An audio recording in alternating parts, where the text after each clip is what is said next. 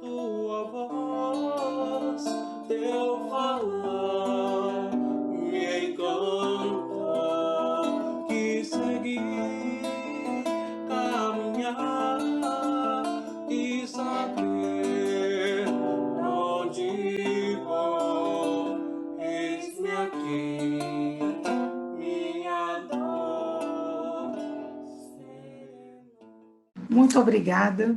É muito importante para mim essa oportunidade de ter estudado o tema que me foi pedido, me foi proposto.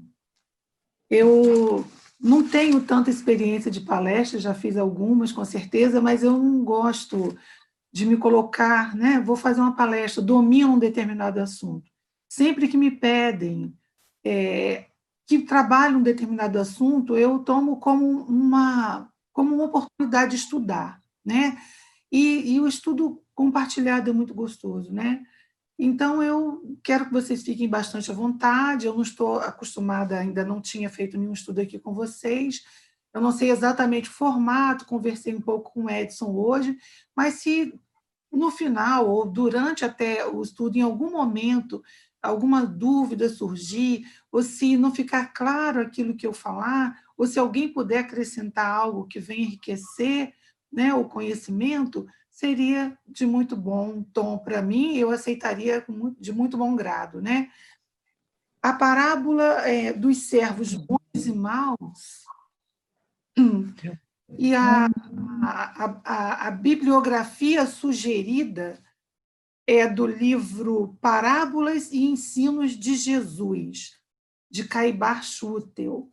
É evidente que essa parábola ela em muitas literaturas, né?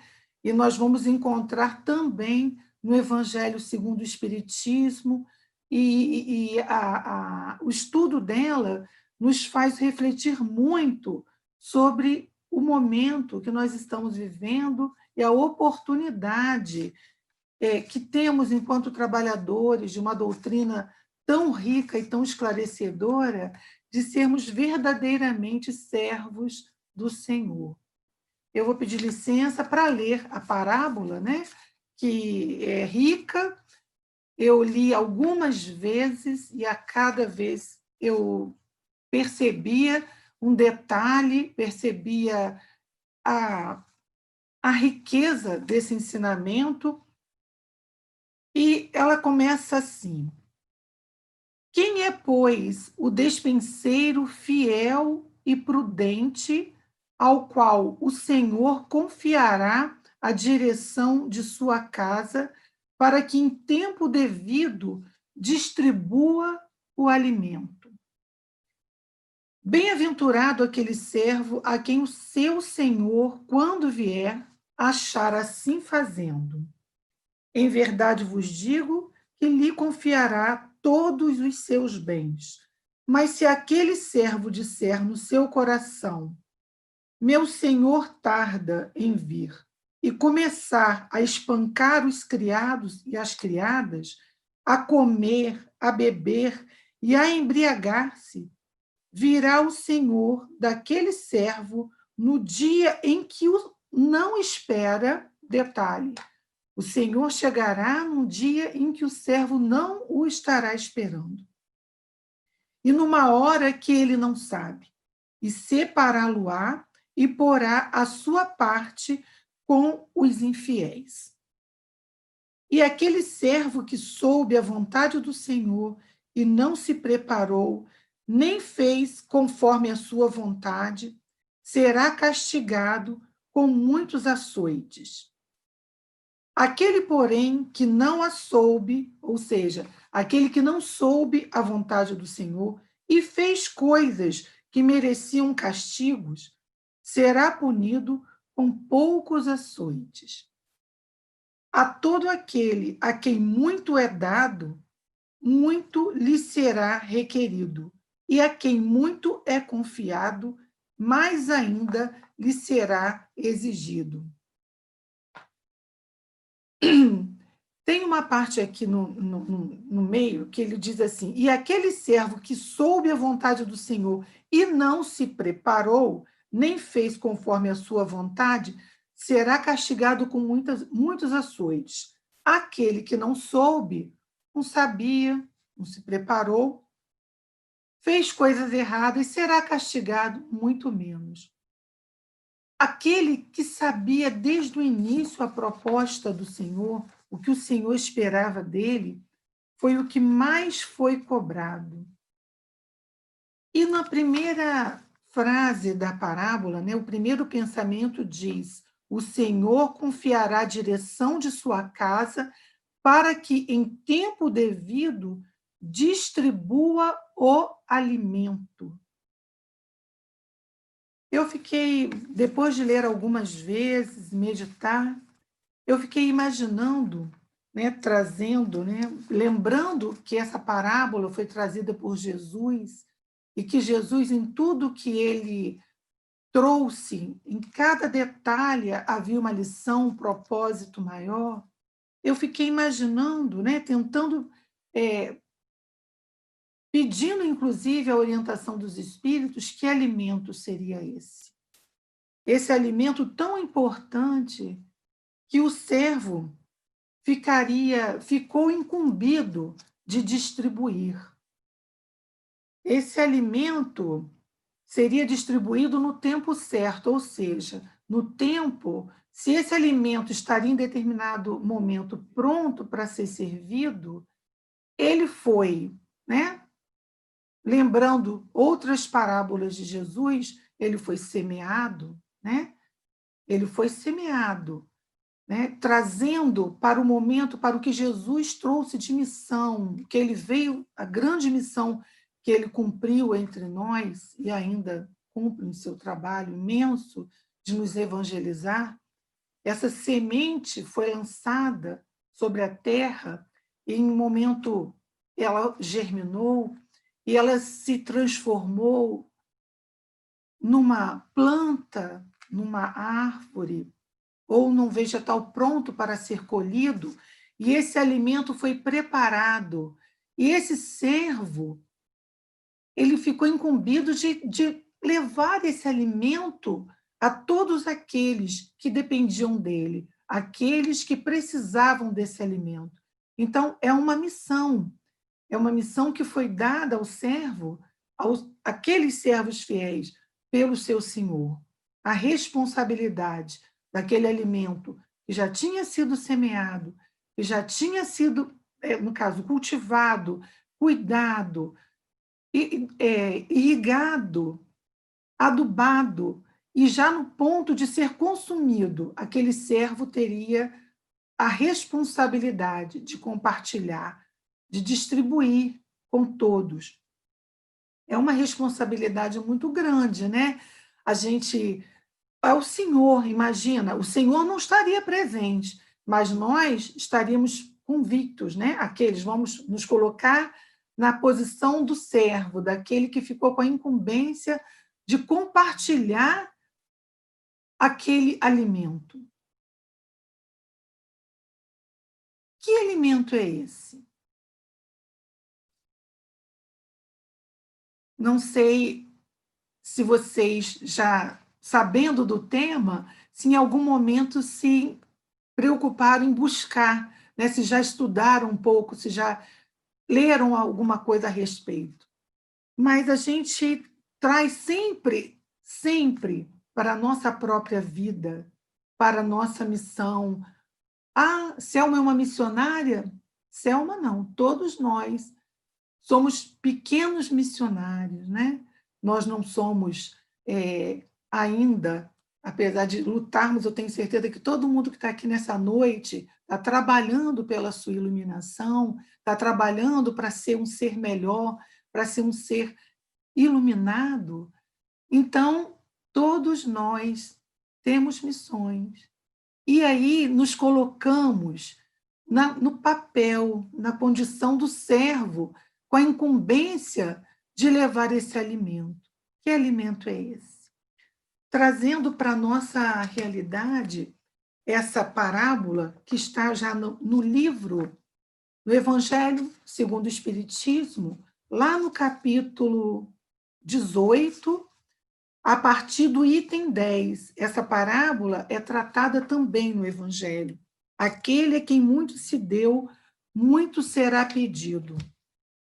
No finalzinho do item 12, os espíritos nos dizem assim: aos espíritas, portanto, muito será pedido, porque muito receberam, assim como muito será dado àqueles que aproveitarem o que receberam. E logo abaixo, no mesmo item, em sequência, os espíritos vão nos dizer: o primeiro pensamento de todo espírita sincero deve ser o de procurar nos conselhos dados pelos espíritos se não há algo que lhe possa dizer respeito. Então, tratado no Evangelho segundo o Espiritismo, a parábola vai diretamente ao coração do trabalhador espírita, daquele que já conhece essa doutrina, que já teve o contato com o Consolador. Quem é o Consolador prometido, né? Que está lá no Evangelho também, que Jesus disse que quando ele conviveu aqui com os discípulos, aqueles pescadores simples da Galileia, ele disse que naquele momento ele não poderia esclarecer todas as coisas. Ele não poderia esclarecer. Por que ele não poderia esclarecer? Porque aquela humanidade presente ali não tinha condições de apreender o grande ensinamento, as grandes verdades, né? Os processos reencarnatórios, que vão, então, nos deixar bem clara a justiça divina, né? Não vão deixar dúvida de que Deus é verdadeiramente justo, bom, onipresente, onipotente. Então, quando Jesus diz isso, ele diz que num tempo mais à frente, quando então nós estivéssemos prontos, ele enviaria a nós o Consolador. Então, esse é o Consolador prometido. Prometido por quem? Prometido por Jesus, que viria no tempo certo e nos explicaria todas as coisas, né? Por que Jesus trouxe para nós as parábolas? Porque as parábolas, elas mantiveram a atualidade dos ensinos de Jesus. A qualquer momento que nós lêssemos, nós iríamos fazer o que estamos fazendo agora. Nós iríamos atualizar conforme a nossa vida, conforme a realidade que nós estamos vivenciando. Então, hoje, a doutrina espírita é o consolador prometido por Jesus. Por quê? Porque através dos espíritos que o nosso irmão querido Kardec teve toda a paciência de ouvir, de compilar todos aqueles ensinamentos trazidos através das mediunidades, porque foram muitos médiuns, né, que trabalharam, que serviram aos espíritos, serviram de intermediários na codificação da doutrina. Então, Kardec trouxe, né, 2000 anos depois, quase 2000 anos depois, essa obra maravilhosa que nos despertou. Por que agora? Porque agora nós já temos a condição de compreender. E essa parábola, exatamente a dos bons e dos maus servos, vem despertar a nós. Ela é muito direta ao coração daqueles que já pegaram alimento, a humanidade agora, aqueles que somos nós espíritas. Eu, pelo menos, vejo isso com muita clareza. Certamente outros vão ter detalhes que possam enriquecer, mas essa parábola exatamente, ela traz o papel que nós precisamos cumprir na atualidade. Por quê? Porque nós estamos, na palma de nossas mãos, com o alimento pronto. Que alimento seria esse? A verdade. A verdade, conforme Jesus disse: conhecereis a verdade e a verdade vos libertará. Porque nós, espíritas, né, temos essa verdade? Porque essa doutrina foi trazida pelos espíritos superiores, como consolador prometido. Vejam como é que há todo um encadeamento, há todo um encadeamento, né, nos ensinamentos de Jesus. Conhecereis a verdade e ela vos libertará. Um dia eu vos... Vocês estão me ouvindo? Estamos sim, Selma. Porque veio uma... Desculpa ter interrompido, porque veio uma mensagem aqui, como se eu tivesse que me logar. Desculpa aí. Tudo certo. Então, esse é todo um conhecimento, todo um encadeamento, né? Quando Jesus diz: conhecereis a verdade e a verdade vos libertará.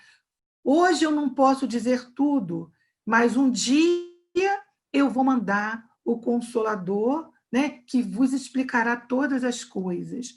Aqui estamos nós. E aí temos a mensagem, essa parábola, que deixa claro quem, pois, né, o despenseiro fiel e prudente ao qual o Senhor confiará a direção, olha a responsabilidade, a direção de sua casa, para que em tempo devido distribua o alimento. Entendemos que somos nós, esses dispenseiros fiéis, que hoje temos o Consolador prometido, né, a mensagem de Jesus, o Evangelho de Jesus, traduzido, detalhado, claro. E aí, se a gente for pensar, né, em todas as religiões que precederam a doutrina espírita, né, lindas, muitos ensinamentos, grande aprendizado, e com certeza nós, não vou dizer que nós passamos por todas elas, mas nós passamos por grande parte dessas doutrinas, dessas filosofias, porque somos, vamos reencarnando e aprendendo e vamos conhecendo cada vez mais, nos aperfeiçoando. Eu acredito que todos que estão aqui presentes nessa sala virtual têm o conhecimento, algum conhecimento da doutrina, e acreditam na reencarnação, e sabem que a reencarnação realmente ela vem consolidar a justiça divina. Então, nós estamos evoluindo por várias doutrinas, né? Estamos aqui no presente com esse conhecimento. E o que fazer com esse conhecimento? O que nós estamos fazendo com esse conhecimento, e, em especial, neste momento? E o que é mais importante é a nossa responsabilidade, porque Jesus vai dizer exatamente, na condição do Senhor: a todo aquele a quem muito é dado, muito lhe será requerido. A quem muito é confiado, mais ainda lhe será exigido. Então, não dá, né, gente, para ficar na encolha. Não dá para ficar sendo espírita e guardar essa revelação só para a gente. Essa revelação, ela precisa ser colocada, né, associando esta parábola a outras parábolas, né? Eu fiz algumas associações com, por exemplo, não se pode colocar a candeia embaixo do alqueire, essa luz, né? Quando nós recebemos essa luz e quando nós já temos a condição, né, de ser um instrumento, de ceder da nossa energia, ceder do nosso combustível, para fazer com que essa luz brilhe para toda a humanidade. Nós vamos converter as outras pessoas à doutrina espírita?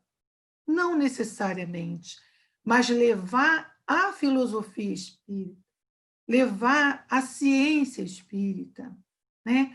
A aproximação com o evangelho que o espírita precisa fazer todos os dias na sua vivência, no seu comportamento, que deve ser ímpar, não porque nós devemos ser melhores do que ninguém, mas porque nós precisamos praticar todos esses ensinamentos que chegam para a gente a todo momento. E a quantidade de livros, evidente que nós temos muita literatura que deve ser até descartada, né? A gente precisa ter olhos de ver e ouvidos de ouvir. Precisamos conhecer a obra, nós precisamos conhecer a obra de Kardec como base para que, quando a gente tem acesso a outras literaturas, a outras obras, a gente possa ter a lucidez de dizer esta é uma obra espírita ou esta não é uma obra espírita. Pode até trazer bom conteúdo, mas não é espírita, né? Então, essa responsabilidade de levarmos a doutrina sem querer um purismo, sem querer fazer proselitismo, nada disso, mas com a lucidez daqueles que receberam graciosamente a doutrina dos espíritos e que tem toda a condição de semear, de levar este alimento, porque o espiritual é o alimento que é a própria verdade que liberta. É de uma grandeza esses ensinamentos, como eu falei para vocês. A gente precisa ler e reler, para a gente mergulhar e compreender a nossa missão, o nosso papel no contexto histórico que nós estamos vivenciando. Esse momento é um momento histórico.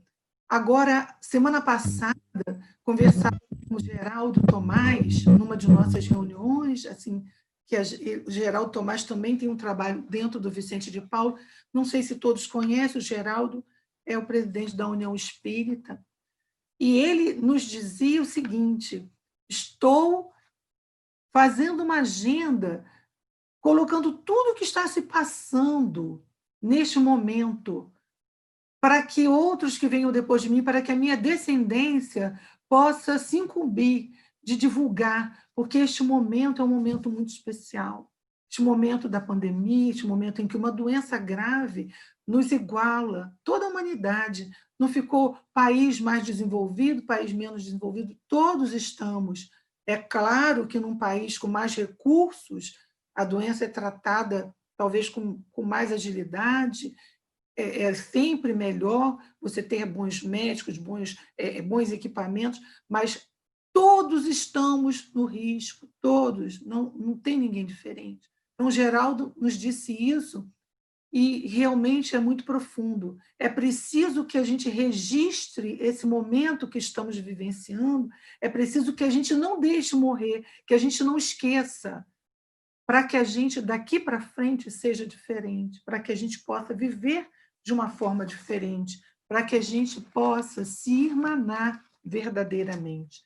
Quando eu falei na parábola que, deixa eu ver, eu fiz umas anotações aqui que só Deus, tá, gente? Nem eu estou entendendo direito, mas eu começo a escrever, falei, vou digitar. Aí depois eu falei, não vou digitar, não. Eu vou continuar nas minhas anotações, está parecendo até psicografia, mas não foi não, tá? Eu falei sobre a candeia debaixo do alqueire, né? Que essa luz que a gente recebe, e vamos pensar até na mediunidade, né? Como essa luz que a gente tem que colocar acima, que a gente tem que disponibilizar para que o bem se realize através das nossas mãos, através dos nossos dons. Outras parábolas que nós podemos associar, no caso, o trabalhador da última hora. E aí, nesse trabalho do Caibar Schutel, ele vai dizer que o trabalhador da última hora não é o trabalhador que chegou na última hora, é o trabalhador que se disponibilizou até a última hora, né? E a parábola diz exatamente isso. O trabalhador estava disponível, mas ele foi aproveitado quando o Senhor precisou dele. É diferente daquele que, sabendo que ia receber talvez uma quantia igual, tipo assim, eu vou chegar no último momento. Não é assim. É estar disponível para as tarefas. Lembro bem o meu início na doutrina, gente. Eu comecei na doutrina espírita com uma tarefa muito importante. Já tinha alguns anos de doutrina quando eu tive condição de fazer café. Foi minha primeira tarefa na casa espírita, foi fazer café. E eu levei muito a sério aquele café. E os médiuns se alimentavam mal durante o dia, chegavam na casa espírita cansados, todos éramos trabalhadores, né? Éramos pobres, em nossa maioria ali. Eu não trabalhava ainda mediunicamente na doutrina espírita, mas a gente fazia o café e um pãozinho, um biscoitinho, para que o médium não fosse para a reunião mediúnica com o estômago roncando de fome. Então, eu levava a sério aquela tarefa, foi importante para mim. Durante muito tempo eu realizei essa tarefa. E tenho muito orgulho disso, porque eu tenho certeza que eu fiz um café de boa qualidade, quase sempre, eu gosto de fazer café. Eu estava fazendo uma coisa que eu gostava de fazer, que eu sabia fazer e que era útil. Isso era o que importava. Naquela época, eu não tinha condição de falar ainda sobre doutrina, eu não tinha conhecimento suficiente e tinha que trabalhar muito a minha moral para que eu tivesse segurança. Hoje eu sou perfeita? Claro que não, eu tenho certeza que ninguém está aqui agora perfeito, graças a Deus. Né? Que Papai do Céu coloca a gente assim, bem parecido, né? Mas eu precisava primeiro trabalhar dentro de mim e me disponibilizar para trabalhar naquilo que eu podia fazer, como qualquer um que está aqui agora. Todos nós sabemos fazer alguma coisa, temos algum dom, não importa qual seja ele, mas a gente tem que fazer assim, Senhor, aqui estão minhas mãos, usa minhas mãos, usa meu coração, usa meu pensamento, usa minha visão. Eu sei varrer, eu sei cozinhar, né? Eu sei passar um pano, lavar um banheiro. E assim a gente vai fazendo, a gente vai dizendo para a gente mesmo, eu posso. Essa tarefa não é pequena, não, porque ela vem do Senhor, ela é na casa do Senhor. Há muitas moradas na casa do Pai, né? E a casa espírita é uma das moradas. É um dos lugares onde é um altar do Senhor. Ali a gente pode servir todo o tempo. Nós vamos lembrar também de uma outra parábola, que é a parábola dos talentos. Eu não sei, Amilson, Leila, meninos, eu estou invadindo a área de outras pessoas? Não, tá não, Selma. Está abrangendo de uma maneira brilhante. Pode Não, continuar. é porque elas estão encadeadas. Porque a questão do servir, a questão do trabalhador, é aquele que está empenhado em se oferecer, em se doar, e tem a responsabilidade. Então, em mais de uma ocasião, Jesus, em muitas outras, ele trouxe essa importância do servo atento. Então, é daquele que não pode botar a candeia debaixo do alqueire e põe acima. É aquele que tem que estar disponível para o trabalho, e a gente vai ver lá nos trabalhadores da última hora. E aquele do talento. Não sei se todos conhecem aquela parábola que o Senhor vai fazer uma longa viagem e deixa 3 servos com recursos. A um ele dá 5, a outro ele dá 2, a outro ele dá uma moeda, mais ou menos isso. E quando ele retorna, ele pede contas daquilo que ele deixou. Muito tempo depois ele retorna. Aquele a quem ele deu os 5, ele entregou ao Senhor 10 talentos. Senhor, eu sei que o Senhor é trabalhador, o Senhor é um homem que colhe até onde não ceifa, de tão rico e tão próspero aquele Senhor. Então está aqui, ó. O senhor deixou 5, eu te devolvo 10. O outro, que recebeu, se não me engano, 2 ou 3, entregou também o dobro. E aquele que recebeu a menor quantia, se eu estou lembrado, simplesmente pegou o talento e enterrou. Então, o Senhor retirou dele e passou para o que produziu mais. Tem tudo a ver com essa parábola que nós estamos estudando hoje, que muito se pedirá a quem muito recebeu, porque aquele que recebeu tinha maiores recursos, podia muito mais.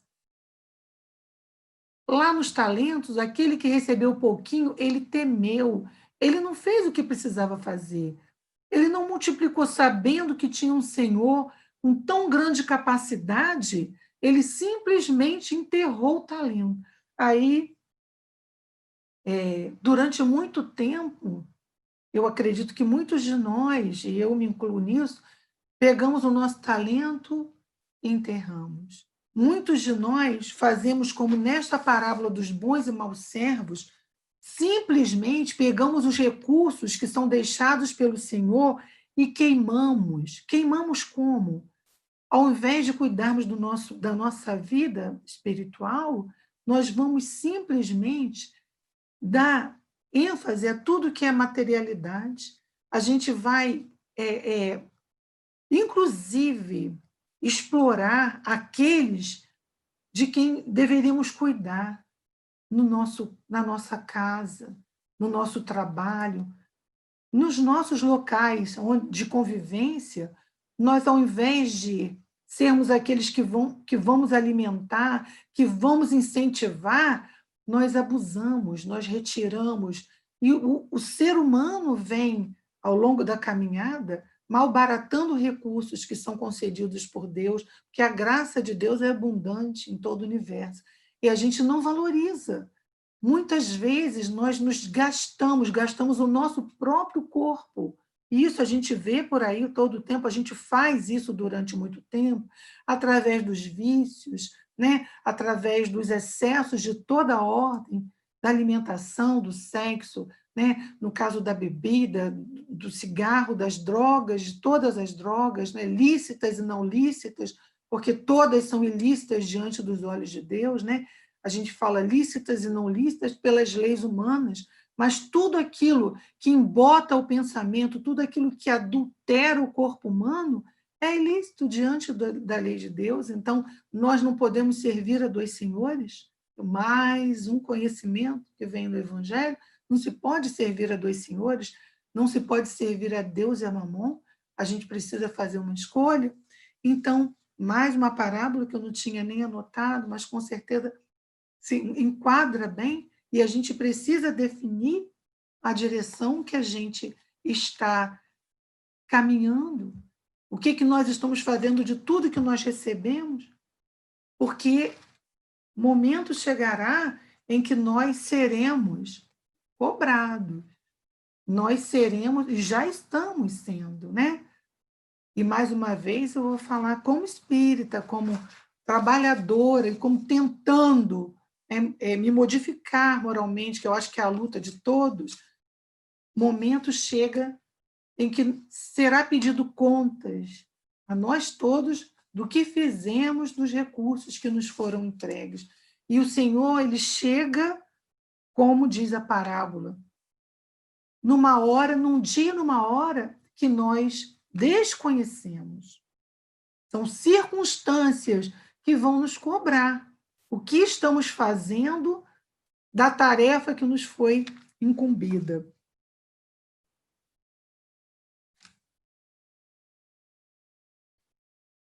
Vamos. Eu só estou tentando ver do Evangelho algo mais que eu tenha anotado. Eu anotei sobre os médiuns. Nesse mesmo capítulo 18, muitos são chamados, poucos os escolhidos, ele nos diz assim, os espíritos nos dizem, os ensinamentos dos espíritos que reproduz essas máximas sob formas diferentes e que as desenvolve e as comenta para deixá-las ao alcance de todos, tem a particularidade de não ser circunscrito e de permitir que todos letrados ou iletrados, crentes ou incrédulos, cristãos ou não, possam recebê-lo, uma vez que os espíritos se comunicam por toda parte. Então, a doutrina espírita, ela abriu o verbo, vamos dizer assim, né? Ela esclareceu, ela não deixou nada oculto. Tira aí a luz debaixo do alqueire e bota lá em cima. Por quê? Tirou o véu de sobre os nossos olhos, esclareceu. Vocês são espíritos eternos, né? Nós todos somos eternos, nós somos imortais porque saímos da mão do Criador eterno, Deus. Mas, olha, a reencarnação vai acontecer muitas e muitas vezes, vamos desencarnar e reencarnar, esses processos vão acontecendo e, através deles, nós vamos evoluindo. E isso veio claramente traduzido para todas as línguas. Então, nós temos uma doutrina, veja que nós temos outras doutrinas que, durante muito tempo, apesar de serem levadas a outras pátrias, continuaram mantendo uma língua que não era entendida. As pessoas em oração, não com raras exceções, não entendiam o que estava sendo dito. A doutrina espírita, não. Nós sabemos exatamente, temos traduções diversas, temos livros, inclusive, com traduções simplificadas, com linguagens menos rebuscadas, sem falar nas obras subsidiárias, nas obras que vieram depois, como o próprio Chico Xavier, que veio trazer uma obra imensa através da mediunidade de Chico Xavier, nós recebemos o complemento, a continuação daquilo que Kardec trouxe, né? A partir de 1857, se eu não me engano, o Livro dos Espíritos foi lançado, se alguém puder confirmar. Então, a obra do Chico Xavier deu continuidade. Então, olha quantos recursos, olha o tamanho da nossa responsabilidade pelo tamanho a quantidade de conhecimento que está à nossa disposição. E nós, muitas vezes, achamos que podemos deixar ali no morno, deixamos lá no morninho, a gente não sai de cima do muro. Em algum momento, gente, a gente precisa sair de cima do muro e abraçar, agarrar essa oportunidade e trabalhar para Jesus verdadeiramente. E pegar essa mensagem, pegar esses ensinamentos que são a verdade e tocar para frente.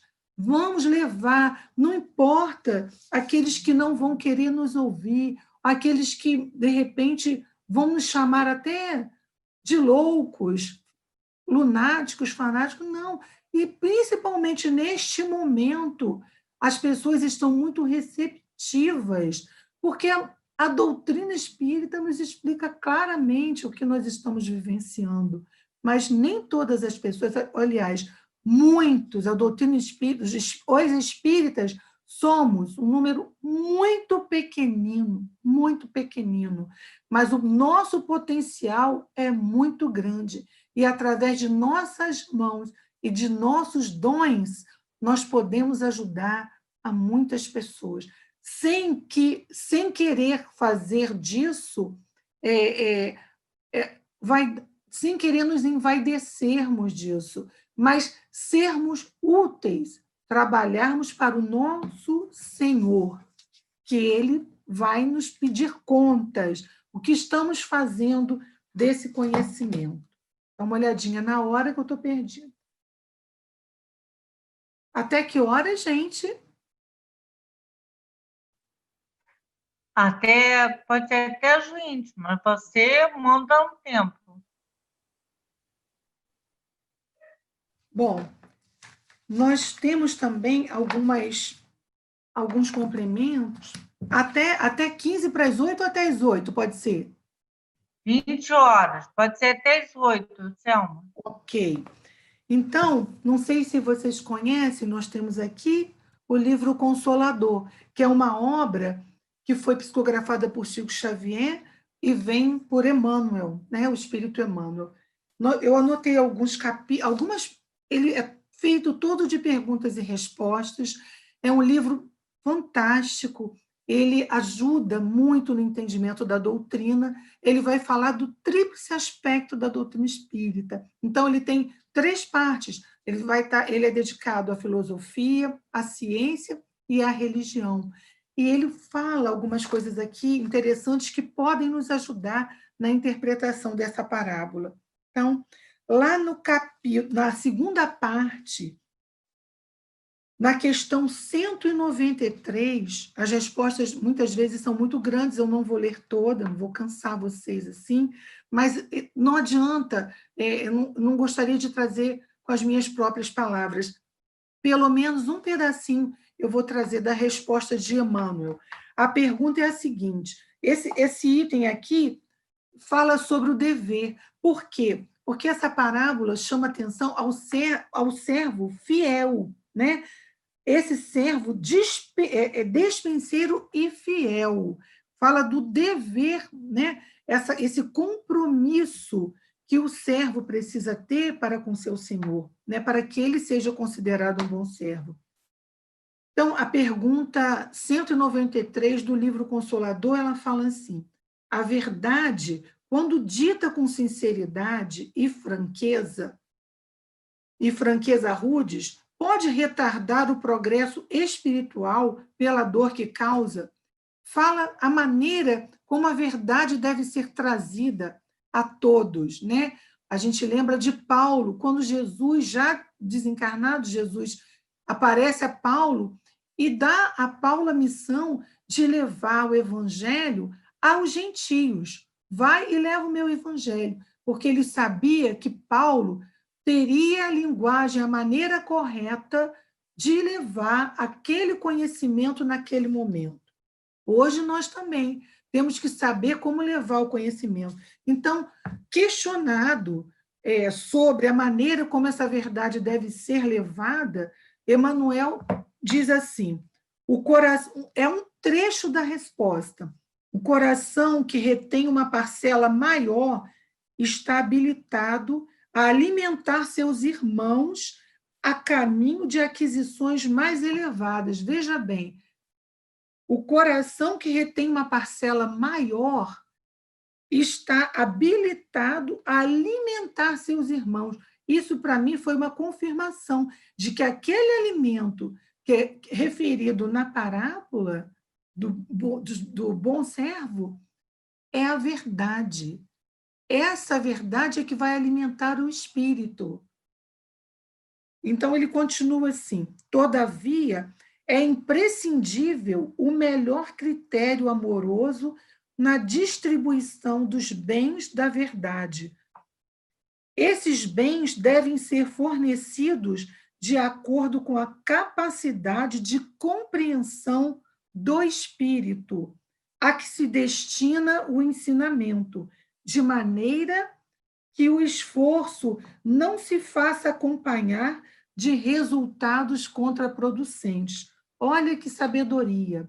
E aí, mais abaixo, ele nos explica o seguinte: como nós alimentamos uma criança e como nós alimentamos um adulto.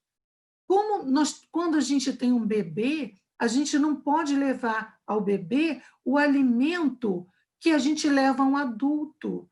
O bebê precisa da proteína, precisa do cálcio, em doses adequadas ao seu tamanho. Ele está em desenvolvimento, em doses menores, através de substâncias mais leves, para que o seu organismo processe aquele alimento. O seu organismo vai processar. Se eu pego um alimento, uma carne vermelha, se eu pego um feijão e alimento um bebê, o que recém-nascido, de 1 mês, o que a gente vai fazer? A gente pode até causar a morte daquela criança, ou aquela criança vai adoecer. Por quê? Aquele organismo está despreparado para aquele alimento. Então, nós precisamos levar esse alimento em doses corretas, né? A verdade que a gente vai levar através do conhecimento espírita, através do Evangelho de Jesus, é naquela dose correta, que aquele ser que nós estamos buscando tocar, sensibilizar para a verdade, para que ele processe corretamente. Vamos levando em doses, vamos convidando a uma reflexão, não vamos levando aquele alimento que já estamos um pouco mais à frente, já conseguimos processar, e às vezes ainda com dificuldade. Não, levamos, sugerimos uma leitura, convidamos para um estudo, conversamos durante algum momento, levamos, se é um parente, vamos buscar a ocasião e as circunstâncias para levar esse alimento através de uma conversa leve, de uma conversa aprazível, porque ao invés da gente aproximar e da gente alimentar aquela alma, nós vamos sufocar. Então, é aquela coisa, eu sei que é bom, então eu vou levar aquilo tudo de uma vez. Não, o alimento tem que ser fornecido na dose certa, como uma medicação. Não disse que também que a água demais mata a planta? É a mesma coisa. Levar esse alimento, o Senhor nos deixou já com esse alimento pronto, mas precisamos conhecer aqueles que nós temos a responsabilidade de levar e dar na medida certa. Essa é uma grande responsabilidade que nós temos. Emmanuel, mais à frente, na pergunta 225, já no item que ele vai falar sobre o trabalho, porque o trabalho ele está o tempo todo, né, gente, nas nossas mãos. Ele faz parte de tudo. A gente pensa, trabalho é o meu trabalho profissional, ou o meu trabalho em casa, cozinhando, arrumando. Não, o trabalho está em tudo. Quando a gente está estudando, a gente está trabalhando. Quando a gente está ensinando, a gente está trabalhando. Quando a gente está se movimentando em qualquer direção, quando o casal tocando essas músicas lindamente, olha que lindo trabalho, olha como que a espiritualidade se utiliza da música nessa harmonização, né? Quanta emoção, fiquei emocionada ouvindo, né? Muito obrigada, é Marcelo, não é isso? Marcelo e a sua esposa, eu não sei o nome dela, mas lindamente trazendo essa harmonização, nos emociona, prepara o terreno para que a gente vá ouvir um ensinamento, uma palestra, um estudo, tudo isso é trabalho. Então, Emmanuel nos diz assim, quando ele fala, incrível, a pergunta é a seguinte: como entender a salvação da alma e como consegui-la? Ele diz assim: Jesus é o modelo supremo, o Evangelho é o roteiro para a ascensão de todos os espíritos em luta, o aprendizado na Terra para os planos superiores do ilimitado. De sua aplicação decorre a luz do Espírito. Então, Jesus é o modelo e, através da aplicação do Evangelho de Jesus, é que nós vamos conseguir essa iluminação, porque essa iluminação é a nossa grande tarefa sobre a Terra. Tudo que a gente vivencia sobre a Terra, tudo que a gente vivencia tem o objetivo de nos fazer crescer, crescer enquanto espíritos. Nós não podemos menosprezar o nosso trabalho material, as nossas tarefas físicas, mas todas elas têm como objetivo nos ajudar no nosso desenvolvimento enquanto espírito. Buscamos, na realidade, a nossa iluminação. Mais à frente, na pergunta 231 do mesmo livro Consolador, também sobre o trabalho, olha só que interessante. A pergunta é imensa. A pergunta 231 diz assim: considerando que numerosos agrupamentos espíritas se formam apenas para a doutrinação das entidades perturbadas do plano invisível, quais os mais necessitados de luz? Os encarnados ou os desencarnados? A resposta também é grande, mas a gente destacou apenas essa parte aqui. A grande maravilha do amor é o seu profundo e divino contágio. Prestem atenção. Por esse motivo, o Espírito encarnado, para regenerar os seus irmãos da sombra, necessita iluminar-se primeiro. Olha que interessante.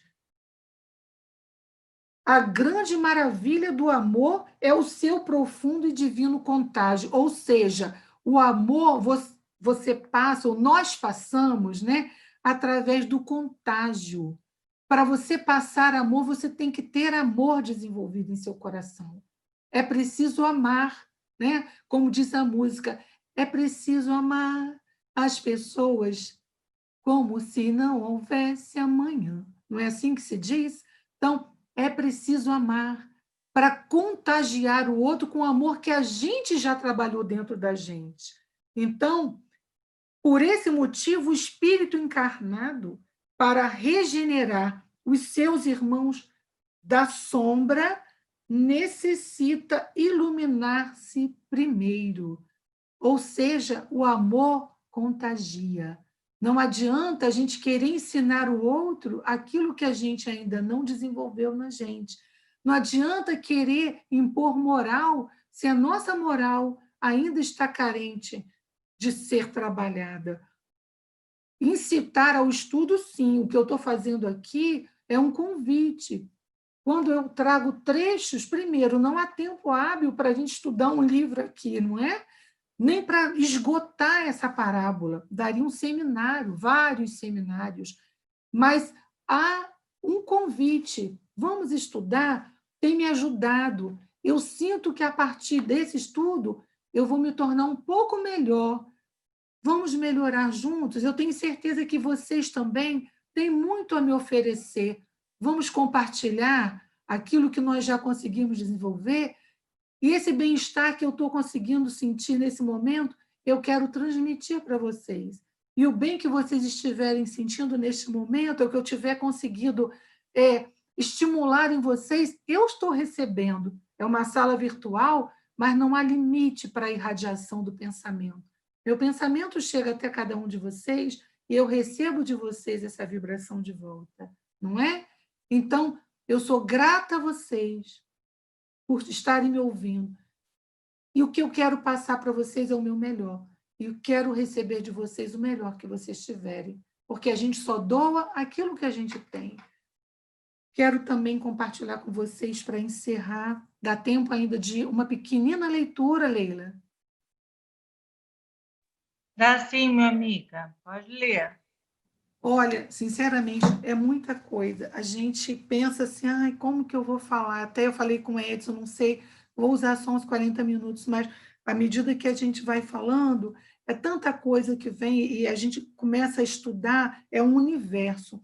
Tem um livrinho meu muito antigo, esse livro é muito antigo, é No Oásis de Ismael, do Francisco Thyssen. Ele traz algumas experiências do grupo Ismael, um grupo em que os espíritos que se comunicavam ali, eu não sei se esse grupo ainda existe no Rio, acho que é no Rio de Janeiro, eram espíritos de alta hierarquia, né? Um trabalho belíssimo que eles faziam, não conheci, mas a obra, conhece-se a árvore pelo fruto, né? Então, a obra aqui é fantástica. É um livro, é uma apostila tirada das reuniões, das mensagens que os espíritos traziam nas reuniões, mas vale a pena ser lido, eu vou me aprofundar mais nele. Então, tem uma mensagem aqui do nosso querido, não sei se todos já ouviram falar, Bittencourt Sampaio, um grande trabalhador espírita, hoje um espírito de alta envergadura. No livro Voltei, ele é citado pelo irmão Frederico Figner, né, que foi um dirigente de casa espírita que desencarnou e trouxe, através da psicografia do Chico Xavier, a sua experiência, né, enquanto de desencarnação, como ele chegou no plano espiritual e as dificuldades que ele teve, exatamente porque ele trabalhou muito na iluminação dos outros, mas ele esqueceu um pouco da sua própria iluminação. E aí O Frederico Figner, ele cita o Bittencourt Sampaio como um espírito que já não se apresentava mais na forma humana. A apresentação dele era de uma luz, de uma transparência, tamanha a sua iluminação. Então, é um pequeno trecho quando ele diz assim para a gente: o mundo é um imenso hospital, hoje mais do que nunca, né, gente? Hoje a gente está vivendo realmente um imenso hospital. Então, ele diz: o mundo é um imenso hospital. Há nele doentes do corpo e doentes da alma. E só há um remédio ao alcance de todos, aplicável de acordo com o que se passa no íntimo de cada consciência. Aqueles que veem no Cristo o remédio para as enfermidades da alma, esses já o têm em si mesmos. Ou seja, aqueles que veem no Cristo o remédio, já têm o remédio, porque realmente o Cristo é o remédio para todas as enfermidades. Aqueles que desconhecem a essência do Cristo, esses são incuráveis até que seus olhos se abram para o conhecimento do Messias. E o finalzinho dessa mensagem dele diz assim: quando o Consolador incutir nas criaturas esses sentimentos, não mais haverá dores nem tormentos na terra, porque ela terá chegado à condição de reunir todas as ovelhas em torno do pastor amado. Não posso complementar Bittencourt. Eu até, lendo esse livro, voltei, eu tive vontade de conhecer mais sobre ele e eu encontrei uma palestra linda, acho que foi até um nordestino, trazendo a história de vida de Bittencourt Sampaio. Convido a todos que busquem conhecer a história desses que hoje está na espiritualidade. Está hierarquicamente, acredito, acima de Dr. Bezerra de Menezes, né? Dr. Bezerra de Menezes, com certeza, trabalha junto a ele, mas ele diz: quando o Consolador, esse consolador com letra maiúscula, C maiúsculo, significa a doutrina espírita, o Consolador prometido, quando ele incutir nas criaturas esses sentimentos, não mais haverá dores nem tormentos na terra, porque ela terá chegado à condição de reunir todas as ovelhas em torno do pastor amado. Mais uma vez, eu digo, é com a gente, está em nossas mãos. Nós temos uma responsabilidade imensa, gente, diante da humanidade, porque nós temos o conhecimento e precisamos colocar em prática.